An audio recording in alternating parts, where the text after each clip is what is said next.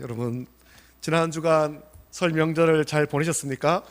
설 명절이 수요일이다 보니까 제가 이제 느끼는 게, 오늘 주일학교 아이들한테 얘기했습니다만, 일주일이 순식간에 지나간 것 같아요. 일주일이 다른 주간보다 훨씬 더 빨리 확 지나가 버린 것 같은 그런 느낌이 들더라고요. 오늘 주일 명절에는 흩어졌던 가족들이 만나고, 주일에는 우리 믿음의 성도들이 또 한 자리에 만납니다. 그래서 우리는 오늘 또 명절 같은 그런 마음으로 성도들과 함께 모여 하나님을 예배할 수 있기를 예수님의 이름으로 축복합니다. 축복합니다. 오늘 갈라디아서 1장 6절부터 10절 2단 경계주의를 맞이해서 다른 복음은 없습니다, 이 제목으로 하나님 말씀을 함께 나누려고 합니다. 최근에 뉴스를 보니까 중국에서 만든 전기자동차, 중국 전기자동차 회사에서 만든 그 자동차가 이제 우리나라에서도 판매를 시작한다, 그런 뉴스가 나왔습니다. 대구에도 전시장이 있고 이제 그 전기자동차를 파는데, 전기자동차는 원래 값이 참 비싸거든요. 그 안에 들어가는 배터리가 굉장히 비싼데, 근데 이 중국 회사가 굉장히 싼 가격에, 저렴한 가격으로 이거를 이제 우리나라에 팔겠다라고 나온 겁니다. 그 유명한 우리나라 그 유튜버, 자동차를 리뷰하는 그런 유튜버가 중국 자동차를 우리나라에서 판매한다라고 하니까 그 자동차를 리뷰하는데, 그걸 리뷰를 하면서 이렇게 얘기하는 거예요. 이제는 중국 자동차라고 해서 무시할 수 없는 지경이 되었습니다, 그렇게 얘기를 하는 거예요. 중국은 개혁 개방 이후에 세계 공장 역할을 했죠. 중국과 미국이 탁구로 외교를 시작하면서 중국은 세계 공장 역할을 했습니다. 세계의 유명한 기업이 중국의 아주 값싼 노동력을 보고 중국의 공장을 참 많이 세웠습니다. 지금도 우리가 사용하는 제품 대부분, 여러분, 우리가 사용하는 대부분의 제품은 중국에서 만들어서 가지고 들어오죠. 중국에서 만들고 상표만 그 유명한 회사의 상표를 붙여서 판매합니다. 그래서 살펴보면 다 메이드 인 차이나 그렇게 붙어 있는 거예요. 우리 젊은이들이 참 좋아하는 아주 휴대폰이 있습니다. 젊은이들이 좋아하는 휴대폰도 따지고 보면 그 중국에서 만들어서 갖고 들어오는 거예요. 상표만 아주 유명한 상표일 뿐이죠. 처음 중국에서 어떤 제품을 만들기 시작할 때 세계는 중국의 형편없는 제조 기술을 업신여겼습니다. 이 손기술이, 제조 기술이 별로 좋지 않구나, 공장도 낡았고, 그래서 제조를 제대로 하지 못한다, 제조된 품질을 보니까 굉장히 좀 조잡하다, 그렇게 업신여겼습니다. 세계의 명품 회사가 중국에다가 다 공장을 그렇게 세웠습니다만, 제품을 만드는 중국인의 그 기술력이 좋지 않았습니다. 그래서 중국의 노동력이 싸니까, 중국의 노동력, 사람은 많고 그래서 값이 싸니까 제품을 싸게 만들 것으로 여겼죠. 그런데 이제는 달라졌습니다. 그동안 중국이 개혁 개방으로 세계의 기업을 중국으로 불러들였지만, 우리가 아는 자유경제 체제하고는 다릅니다. 여러분, 중국도 베이징이나 홍콩, 선전 또 칭다오 이런 데 가면은 굉장히 그 높은 빌딩도 있고 기업도 많고 공장도 많은데, 우리가 아는 자유경제하고는 다르다는 겁니다. 어느 나라도 자기에게 손해가 되지 않도록 하겠지만 중국은 그게 무척 심했죠. 그래서 결국 이제는 많은 기업이 중국을 떠나서 다른 나라로 옮겨갑니다. 인도나 베트남 같은 다른 나라로 공장을 옮겨갑니다. 중국은 개혁 개방 이후에 세계의 공장 역할을 하면서 엄청난 부를 쌓았고 더불어서 기술도 얻은 겁니다. 중국이 기술을 얻는 방법은 세계의 유명한 것을 복제하는 거예요. 그걸 보고 그걸 본따서 똑같이 만드는 거죠. 어차피 자기 나라에서 세계 유명한 회사의 제품을 만드는데 그 옆에서 그것과 비슷한 다른 제품을 만들기 시작한 겁니다. 그리고 이것을 14억 명이 넘는 중국인에게 아주 싼 값에 파는 거예요. 명품 회사의 것은 비싼 값에 팔리고, 그것을 본따서 만든 중국 제품은 아주 싼 값에 중국인들에게 파는 거죠. 규모의 경제가 이루어지지 않습니까? 14억 명입니다. 14억 명. 규모의 경제가 이루어지면서 명품을 복제하던 회사가 이제는 명품을 만드는 회사보다 더 커져버린 거예요. 중국의 전기 자동차 회사도 그런 과정을 거쳤고 세계에서 가장 유명한 전기 자동차가 있는데 테슬라라는 미국 회사예요. 이 테슬라 같은 전기 자동차가 전통적인 자동차보다 더 인기를 얻는 전기 자동차 시대가 되면서 전통적인 자동차를 만드는 그런 기술은 좀 없지만 중국이 그걸 만들 기술이 없거든요.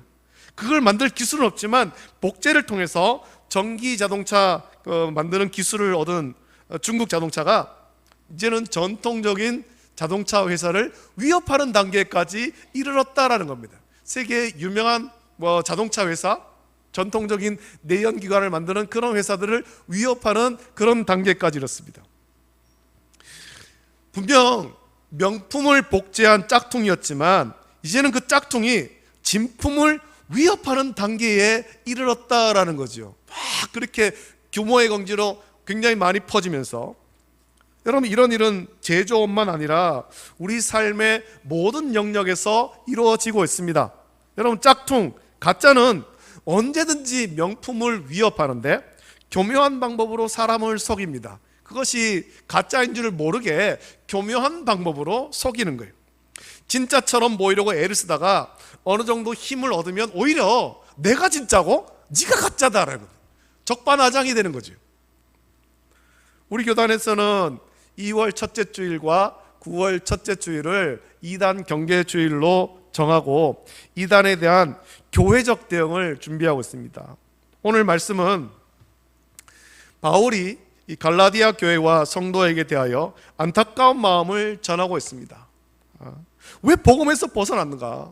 우리가 참된 복음을 전하는데 떠난 사이에 갈라디아 교회와 성도들이 왜 참된 복음에서 벗어났는가라는 책망이 담긴 권면의 말씀이 갈라디아서죠.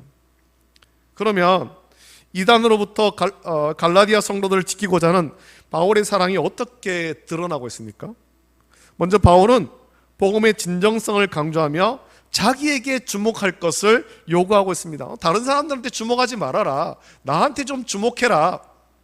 복음을 전한 참된 복음을 전하는 나한테 좀 주목하면 좋겠다라는 겁니다. 물론 궁극적으로는 우리 주 예수 그리스도에게 집중해야 되지만 복음을 전하고 있는 바울에게 거짓이 아닌 참된 복음을 전하는 바울에게 좀 집중해라 라는 겁니다. 10절 보면 이렇게 말하죠. 내가 지금까지 사람들의 기쁨을 구하였다면 그리스도의 종이 아니리라 라고 말하고 있습니다. 여기서 그리스도의 종이라는 고백을 로마서 1장 1절 보면 복음을 위하여 택정함을 입었다라고 그렇게 말하고 있습니다.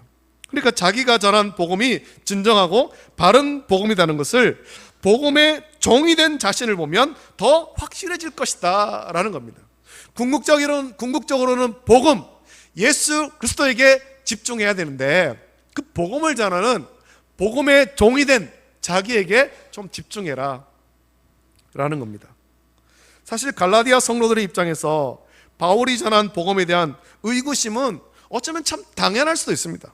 그 이유는 바울의 사도권에 관한 정통성 문제를 제기했기 때문입니다. 사실 바울은 예수님께서 친히 부르신 12명의 사도에 포함되지 않았잖아요. 그뿐 아니라 그는 예수님을 핍박하는 첫 자리에 섰던 자였습니다. 초대교회 7집사 가운데 한 명인 스데반 집사님이 복음을 전하다가 핍박을 받아서 돌에 맞아 순교할 때 그는 그 자리에 증인으로 있었죠. 그런 그가 예수님의 증인이 되어서 나타났으니 그가 들고 온 복음에 대한 신뢰가 얼마든지 흔들릴 수도 있다는 겁니다. 알고 보니 당신 그때 스데반 집사님 순교할 때 거기에 증인으로 있던 사람 아니냐? 당신 예수님 믿는 사람 잡아가던 그 사람 아니냐? 당신을 보니 어떻게 당신의 전한 복음이 진정성 있다고 말할 수 있겠느냐? 의심할 수 있다라는 거예요. 그래서 바울은 자기가 예수님의 부르심 받고 사도가 되는 과정을 로마서 15장 16절에서 이렇게 말합니다. 이 은혜는 곧 나로 이방인을 위하여 그리스도 예수의 일꾼이 되어 하나님의 복음의 제사장 직분을 하게 하사 이방인을 제물로 드리는 것이 성령 안에서 거룩하게 되어 받으실 만하게 하려 하심이라 라고 상세하게 밝히고 있습니다.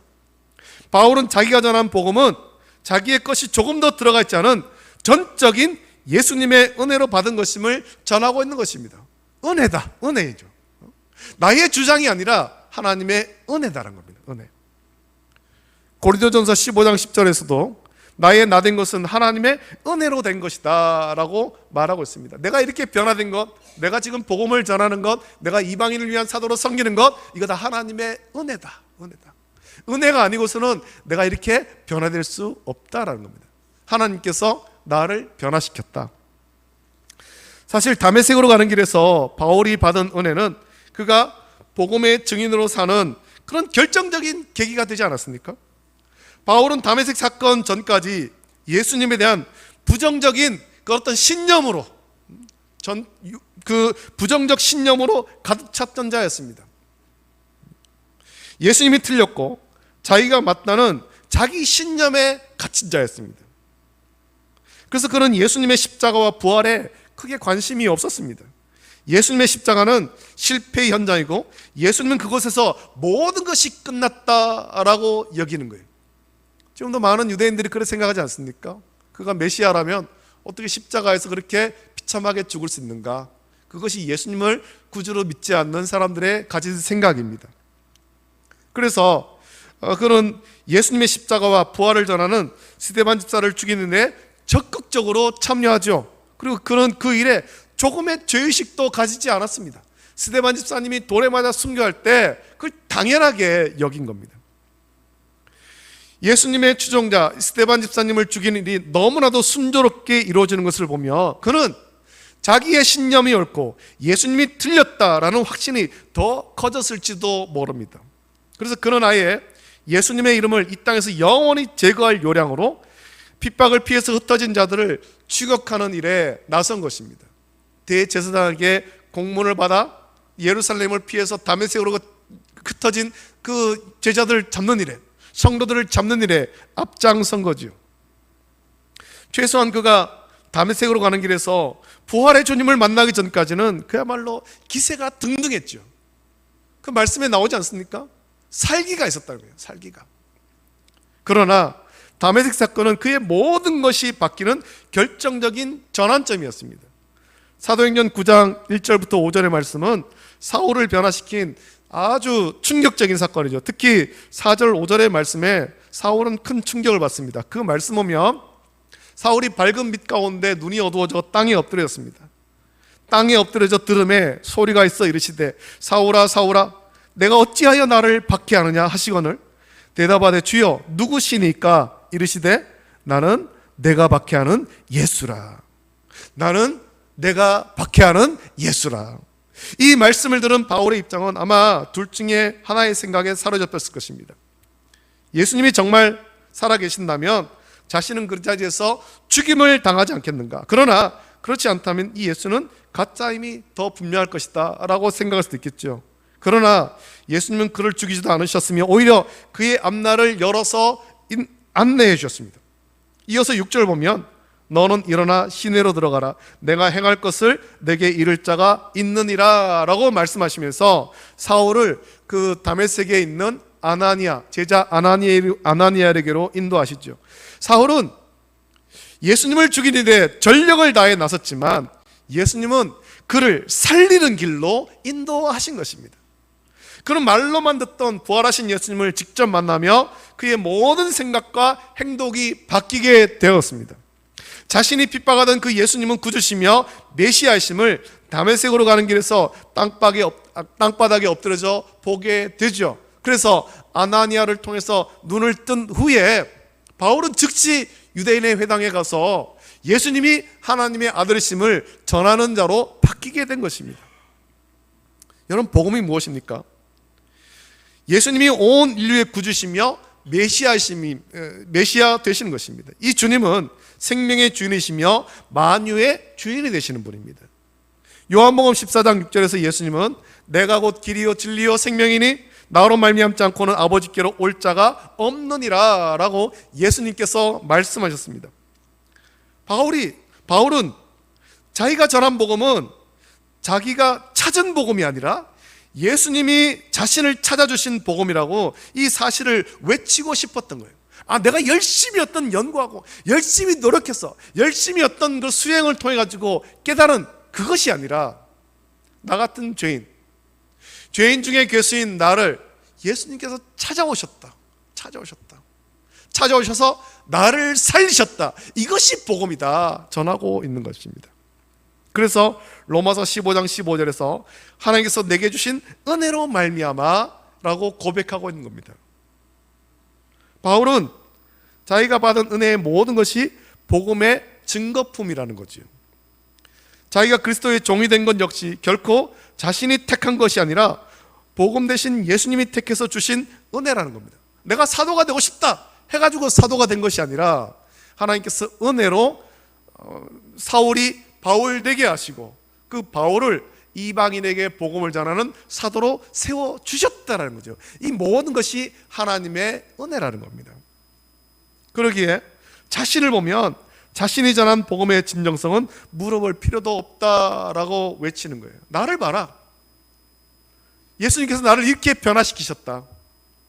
죄인 중에 괴수였던 나를 변화시키셔서 이방인에게 복음을 전하는 자로 바꿔주셨다. 이거 하나님의 은혜다. 나를 봐라라는 겁니다.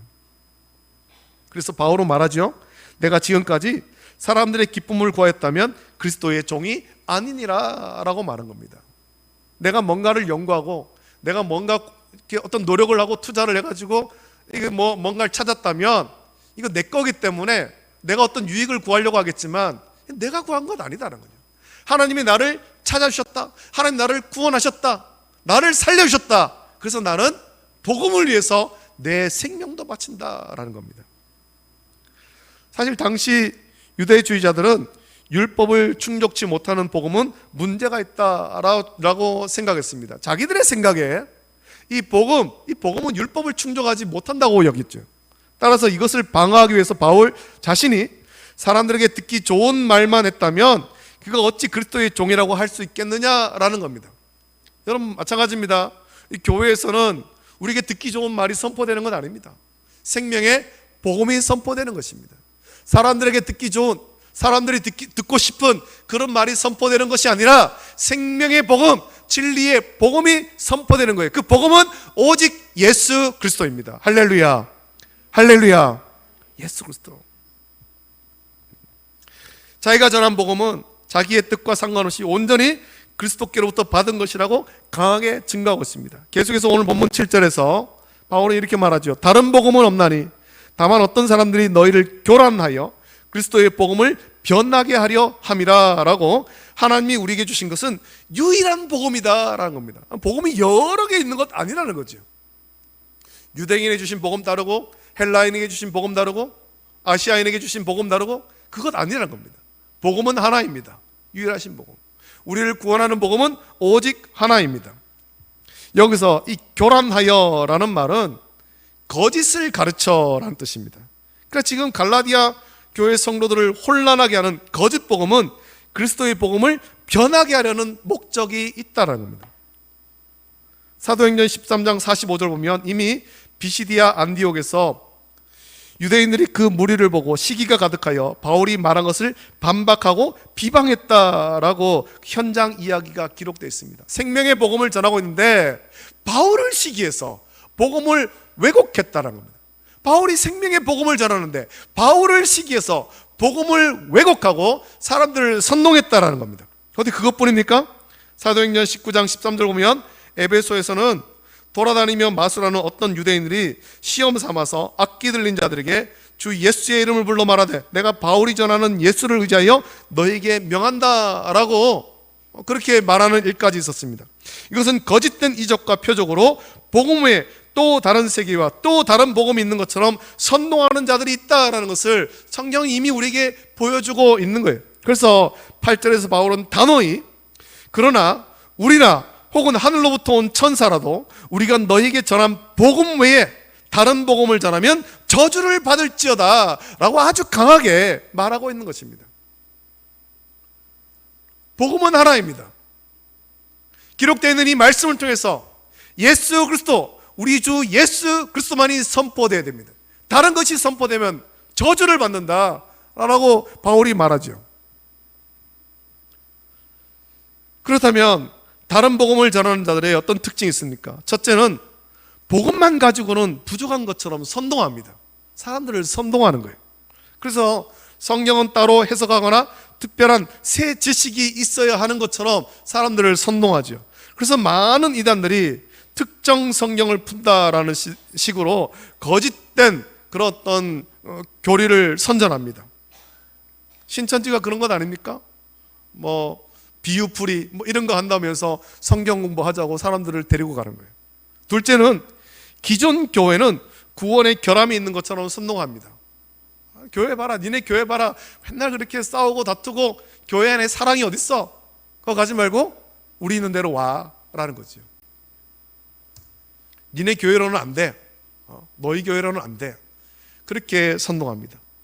기존 교회에 대한 부정적인 인식을 자꾸만 심어주는 거예요. 니네 목사님은 말씀도 약하고 니네 교회는 사랑도 없고, 이런 식으로 교회에 자꾸 부정적인 생각을 심어주고 교회에 분열을 일으키는 겁니다. 갈등을 일으키는 거죠. 성도들에게 기존 교회에 대한 신뢰를 갖지 못하게 합니다. 그 교회로는 충분치 않구나, 내가 다른 데를 좀 가봐야 되겠구나. 사도행전 14장 2절에는 순종하지 않은 유대인들이 이방인들의 마음을 선동하여 형제들에게 악감을 품게 하거늘 이라고 말하고 있습니다. 교회 안에 와서 막 이런저런 일로 자꾸 사람들을 선동하는 겁니다. 그 선동하면서 어떤 마음을 심습니까? 악한 마음을 자꾸만 심어주는 거예요. 선동을 해서 어떤 일로도 자꾸 사람들을 선동하는 거예요. 세 번째로는 교주의 주관적 체험을 자꾸만 앞세웁니다.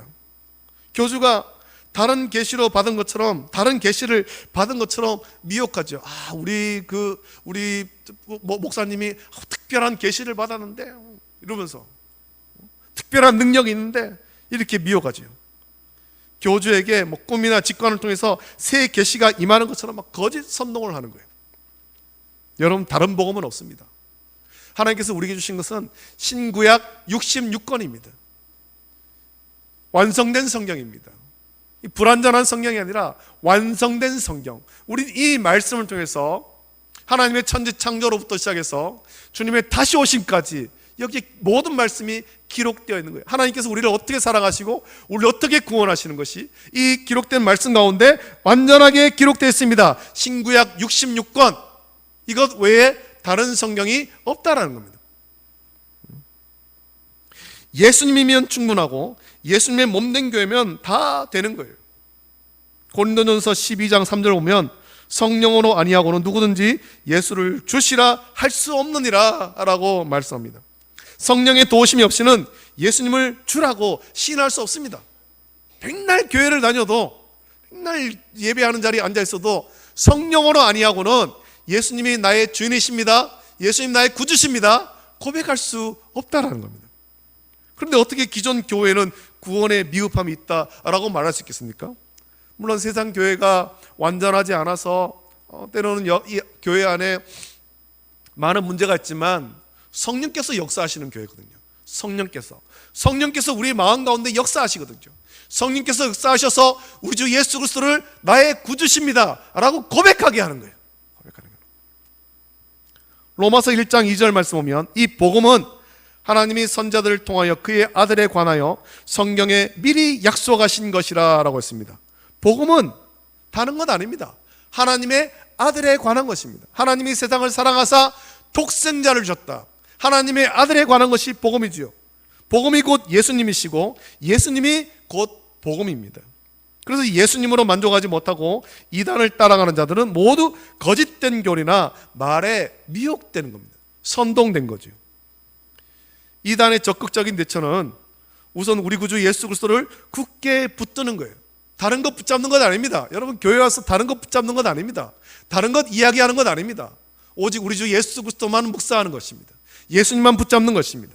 예수님이면 충분하며 넘친다는 확신을 가져야 되죠. 예수님 외에 다른 복음을, 다른 이름을 우리에게 주신 일이 없습니다. 사도행전 4장 12절에 다른 이로서는 구원받을 수 없나니 천하 사람 중에 구원받을 만한 다른 이름을 우리에게 주신 일이 없음이라 분명하게 말씀하고 있잖아요. 우리는 오직 예수 그리스도를 통해서 죄에서 구원받습니다. 할렐루야, 할렐루야. 이거를 고백해야 되는 겁니다. 마지막으로 복음을 왜곡하고 성도를 넘어뜨리는 이단은 반드시 저주를 받게 됩니다.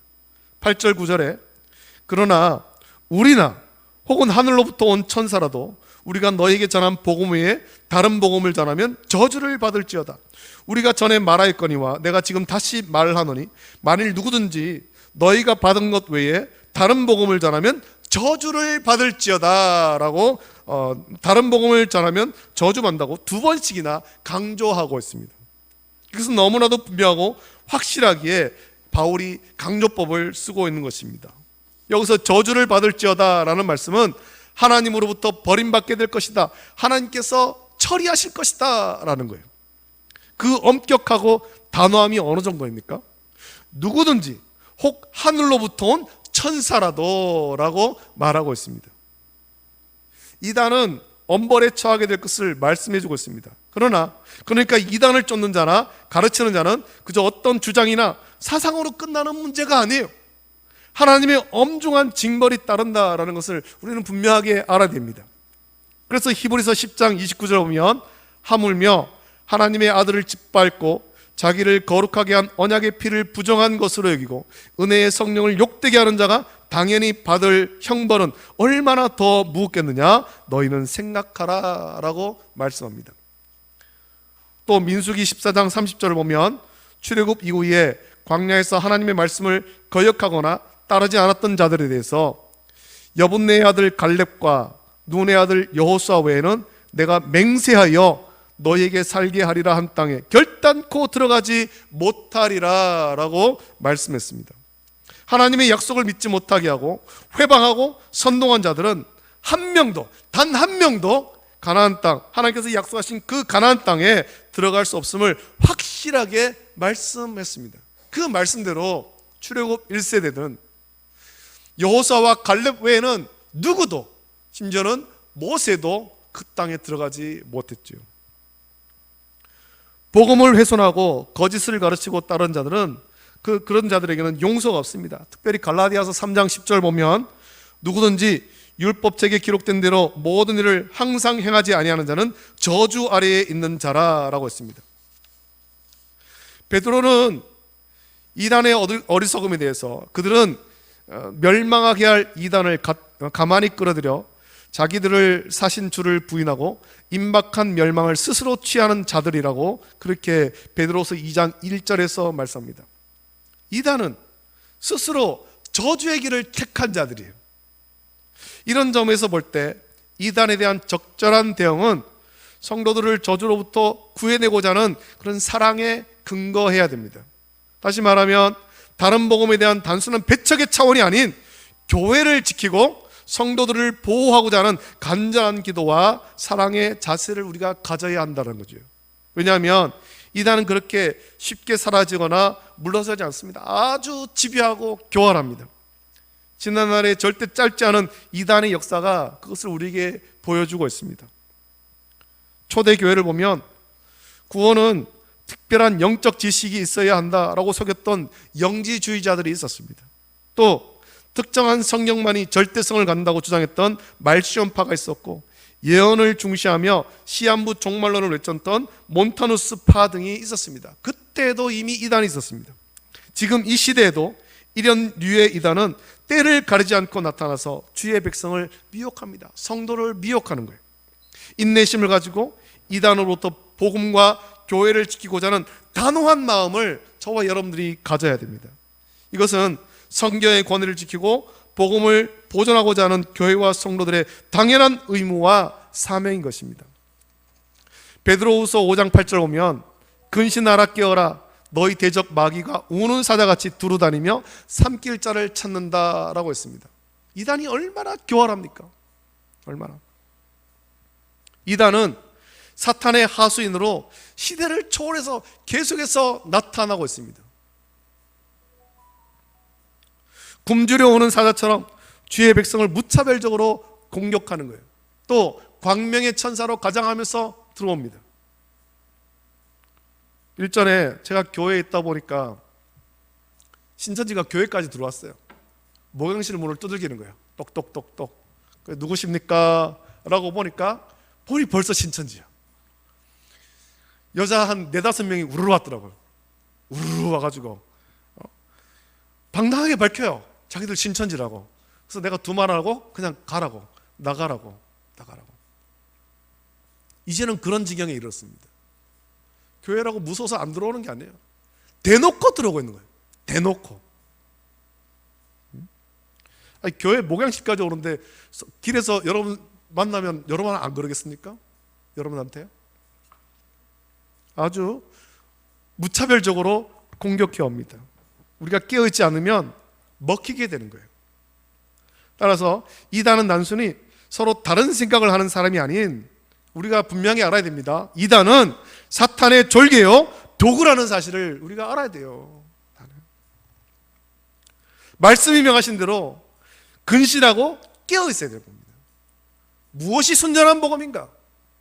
저들이 무엇을 복음을 어떻게 왜곡하는가? 우리가 깨어서서 알아야 됩니다. 이 말씀을 쉬운 말 성경에서는 이렇게 표현합니다. 바짝 정신을 차리고 철저하게 경계하십시오 라고 그렇게 쉬운 말 성경에 기록되어 있습니다. 근신하고 깨어라는 것을. 이단은 깨어 분별하고 경계하고 거부하고 피해야 되는 사탄이라는 것을 우리는 깨달아야 됩니다. 분노하는 자세로 대적해야 됩니다. 야고보서 4장 7절 보면 마귀를 대적하라 그리하면 너희를 피하리라 라는 그런 말씀을 기억하면서 힘써 기도하고 깨어있어서 하나님이 우리에게 주신 유일한 복음, 여러분 다른 복음은 없습니다. 유일한 복음입니다. 유일한 복음, 생명의 복음을 순전히 따르며 복음의 진리를 지키기를 결단하며 기도하는 저와 여러분 되시기를 예수님의 이름으로 축복합니다. 이제 우리 함께 이 찬양 같이 부르고 기도하기를 원합니다. 오직 예수 다른 이름 없네, 주 이름만 우리에게 주셨네. 오직 예수 다른 이름 없네. 오 영광과 존귀 권세와 찬양 받으실 분 오직 예수. 우리 고백하면서 이 찬양 같이 부르고 기도하겠습니다.